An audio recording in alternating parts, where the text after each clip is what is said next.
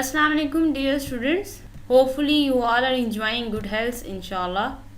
As you know, we have started the topic of skeleton, in which we studied the exoskeleton and endoskeleton in the previous video. Now we are going towards the topic which is some major functions of the skeletal system. Major functions involve support and shape. As you know that skeleton is mostly helpful in making the shape of body, and it also supports the body in different ways. And next is another function, that is protection, and likewise movement, mineral homeostasis. Homeostasis होता है कि body की internal conditions को maintain रखना, चाहे externally जितनी भी changes आ जाएं. अगर मिनरल होम्योस्टेसिस है तो इससे कैल्शियम, फास्फोरस, सोडियम, पोटेशियम, ये सारे मिनरल्स जो हैं ये स्टोर होते हैं, और उसके बाद जो है ये होम्योस्टेसिस को मेंटेन रखने में हेल्प करते हैं. ठीक है. उसके बाद है ब्लड सेल प्रोडक्शन. तो red and white blood cells are produce in bone marrow, a connective tissue found within certain bones. तो ऐसा है कि जो रेड और वाइट ब्लड सेल्स हैं ये बोन मैरो में बनते हैं, और जो बोन्स हैं स्केलेटन का एक हिस्सा है. ठीक है, ये आगे हम देखेंगे. तो इस तरह से ब्लड सेल प्रोडक्शन में भी हेल्प करता है स्केलेटन. उसके बाद स्केलेटन की थर्ड टाइप है एंडोस्केलेटन. एंडोस्केलेटन बेसिकली इसमें दो टाइप्स हैं एंडोस्केलेटन की, एक है bone and second one is the cartilage. And what is difference between bone and cartilage is very important short question. Bone होती है जो बहुत सबसे ज़्यादा जो रिजिड कनेक्टिव टिश्यू है बोन है. ठीक है. और उसके बाद ये है, this include the definition of bone. Compact bone होती है outer part of bone, and the inner interior जो पार्ट है वो है स्पॉन्जी बोन. कॉम्पैक्ट बोन जो है वो स्ट्रॉन्ग होती है, डेंस होती है. ठीक है. और उसके बाद जो स्पॉन्जी बोन है वो लाइट होती है, और उसमें बहुत ज़्यादा ब्लड वेजल्स होती हैं, साथ ही साथ वो पोरस होती है. तो इस तरह से कॉम्पैक्ट और स्पॉन्जी बोन में भी मेजर डिफरेंस जो है यहाँ तक है, और बोन की मेजर डेफिनेशन जो है इसी में आती है. इसके बाद है what are the main types of cells associated with bone. There are 3 types of cells associated with bone. Number 1 is bone forming cell, which are called osteoblast. This may be asked in the form of MCQ too, students. Mature bone cells हैं जिनको हम कहते हैं osteocytes. And next is the third type, bone dissolving cells, osteoclasts. So next is the cartilage. If we are asked about the difference between bone and cartilage, then we will talk about the cartilage, which is much softer than bone. It is also a form of connective tissue like bone, but it covers ends of bone at the joint, and also supports the flexible portion of nose and external ears. This is the example of cartilage.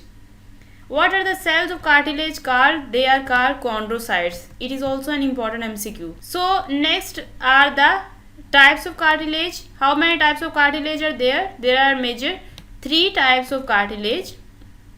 Number 1 is hyaline cartilage. Number 2 is elastic cartilage, and number 3 is fibrocartilage. So what is the most abundant type of cartilage in human body? It is hyaline cartilage. It is also an important MCQ. So students, now our topic is human skeleton. We will talk about the 2 main parts of human skeleton, that are axial skeleton number 1 and number 2 is appendicular skeleton. Axial skeleton क्या होता है? Axial skeleton होता है जिसमें हमारी school आती है. ठीक है. हेड पोर्शन, वर्टिब्री आती हैं यानी बैकबोन, और रिब्स और स्टर्नम, ये चारों चीज़ें किस में आती हैं? हेड में. अब हम बात करेंगे स्कल की. तो स्कल में बहुत से MCQ बन सकते हैं. मेजर 2 चीज़ें होती हैं स्कल में, क्रेनियम और फेशियल बोन. क्रेनियम होता है हमारा हेड का रीजन, और फेशियल बोन में हमारे फेस की बोन्स आती हैं. ठीक है. अब क्रेनियम में 8 बोन्स होती हैं, MCQ. ठीक है. उसके बाद what are the paired bones in cranium? These are parietal and temporal. Likewise facial bones कितनी हैं? 14. How many unpaired facial bones are there? 2 are unpaired. Name the Unpaired facial bones, they are mandible and vomer. So MCQ may be asked in different perspectives in this topic. So students, it is the diagram of human skeleton. It is the diagram of human skull. If you are asked about the skull, then you have to draw this diagram with proper labeling, right? Then is the next part, that is vertebral column. Vertebral column जो है ये हमारी backbone है, ठीक है, और ये कहाँ होता है, extends from skull to pelvis to form backbone, right, और ये प्रोटेक्ट करता है स्पाइनल कोड को. स्पाइनल कोड कहाँ होता है, हमारी ब्रेन की स्टेम जो है वो स्पाइनल कोड है, राइट. इसमें कितने कर्वेचर होते हैं, 4 curvature, right. And very important MCQ is vertebral column consists of 33 vertebrae. Cervical vertebrae include 7 vertebrae which lie in the neck region. Next MCQ is 12 thoracic vertebrae are located in thoracic region, 5 in lumbar region and 9 in pelvic region. Sacrum is formed by fusion of anterior 5 vertebrae and coccyx is formed by fusion of 4 posterior vertebrae. Next is the rib cage. Rib cage होता है जो हमारी पसलियों का एक पिंजरा सा होता है. ये है, इसमें 12 पेयर्स ऑफ रिब्स होती हैं, ठीक है, और ये होती हैं articulated with thoracic vertebrae. What are floating ribs? The lower 2 pairs of ribs are called floating ribs because they don't attach to sternum. ये sternum के साथ अटैच नहीं होती, ये floating इसलिए कहलाती हैं क्योंकि ये sternum के साथ अटैच नहीं होती और ये floating होती हैं, right? Well students, next is the appendicular skeleton. Appendicular skeleton में 2 चीज़ें हैं, एक है pectoral girdle एंड अपेंडेजेस और दूसरा है पेल्विक गर्डल एंड अपेंडेजेस, ठीक है. तो पेक्टोरल गर्डल होता है हमारे फोर लिम्स जिसमें हमारी बाजू वगैरह आते हैं, और पेल्विक गर्डल होता है हमारे हाइंड लिम्स जिसमें हमारी लेग्स और फीट आते हैं, right. So next is the pectoral girdle and fore limb. Pectoral girdle में क्या क्या आता है, स्कैपुला, सुप्रास्कैपुला, क्लेविकल, ठीक है. Clavicle connects scapula with sternum. It is an important MCQ. So how many carpals, metacarpals and phalanges are there in forelimb? It includes 8 carpals, 5 metacarpals and 14 phalanges. And likewise is the case with pelvic girdle and hind limb. Pelvic girdle attaches the hind limb to the vertebral column. ये क्या करती है, hind limb जो होता है हमारा pelvic girdle के through हमारे vertebral column के साथ अटैच हुआ होता है, और इसमें 2 coxal bones होती हैं, ठीक है. एंड फर्दर इसमें जो चीज़ आती है वो ये है कि इसमें 2 tibia and fabula, 7 tarsals, 5 metatarsal और 14 फ्लेंजीज होते हैं. MCQ पूछे जा सकते हैं, इसमें बहुत से MCQ बनते हैं इस टॉपिक में से. हाइंड लिम्ब में 1 फीमर होता है, ठीक है. सो नेक्स्ट जो है हमारे पास, नेक्स्ट टॉपिक है ज्वाइंट्स.